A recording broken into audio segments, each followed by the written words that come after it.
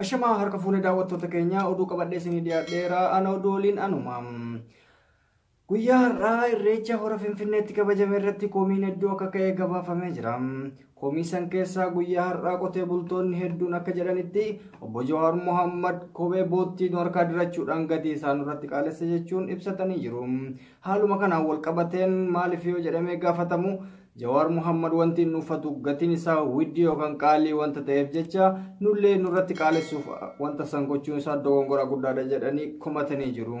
Koomiin inni biraatis shumala nurratti waddachanii yookaan immoo qaalessanii jiran kan jedhan warri salaalee koomii guddaa dhiyeessanii jiru. Kana waan ta'eef obbo Jawaar guyyaa har'aa koomii guyyaa guutuutiin akka oole ni gabaafama. Oduma wal fakkaatuun guyyaa kaleessaa Itoophiyaa biyya jedhamtutti ilmaan Oromoo irreecha sababeeffachuudhaan ijaazaa biyya Arabaatirraa gara biyya keessaa akka galchan oduun tokko tokko maddi nu ga'ee jira. Oduu sanirraa kan fudhanne Pirezidaanti Maammeen akkuma jedhanitti nuti muuxannoo biyya alaatitti fudhanneerraa gara biyyaatti jijjiiruudhaan baay'inni shamarranii irraa kan ka'e shamarran lama qabannee gara manaatti akka galle gabaasanii jiru. Gabaasa kanaan Reedii Adam dhimma mudhiidhaa gaditti akka qoratetti gochi kun dogongora akka ta'e ibsanii jiru. Gaafii kana deebinee shamarran yeroo gaafannu shamarran keenya warri biyya jiran warroota irreechatti argaman keessaa parsantiin 90% shamarran qofa ta'urraa nama lama qabannee deemne jedhanii gabaasanii jiru. Oduma wal fakkaatuun akkuma isin argitan guyyaa kaleessaa irreecha irratti muummichi ministeera Dr. Abiy Ahmad xiyyaaran irra zooranii yeroo balali'anitti namoonni tokko tokkos komii dhiyeessanii jiru. Gabaasa oduu kana gara fide hin beeku. Oduu biraatiin haaluma wal fakkaatuun guyyaa borii irreecha hora Finfinneetti kabajamu irratti ilaalchisee namoonni shamarran 99,866 ta'an qalabatii hora Finfinneetti godhatan gara irreecha hora Harsadeet irratti akka waliif mirkaneessan gabaasanii jiru.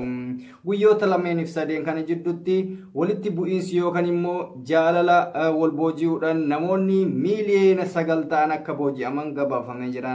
Namoota san keessaa miidhaan kan irra ga'e tilmaamatti nama 230 akka ta'e ni beeksisa.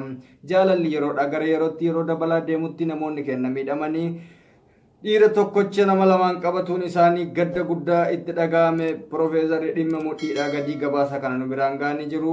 Gabaasni kun akka nu dhaqqabeen isin biraan geenna ani kan isiniif ibsaa jiru kanuma. Kan biraa yoo barbaaddan dubbii akka sanirraan fedhu. Oduu biraati. Oduu biyya alaatiin Kaayirootti guyyaa 2 hanga 3 jidduutti irreechni adeemsifama jedhamee maggaafamee jira. Irreecha kana irra sababeeffachuun baay'inni shamarranii ammas daran akka dabale himama. Dhiirri tokko shamarran 2 yookaan 3 fudhatee akka galuuf of qopheessee dhufuu qaba jedha BBC'n Kaayiroo tokko irraan nu ga'e. Haaluma wal fakkaatuun dhimma Doktorri yookaan doktoreetiin Dr. Aslii Onneesa Boromoo ka jedhan ibsa ejjennoo kaayanii jiru. Shamarreen takka guyyaa irreechaa dhufuudhaaf qarshii 100 birriidhaa yookaan immoo mallaqa 100 kiishiidhaa qabaachuu qabdi.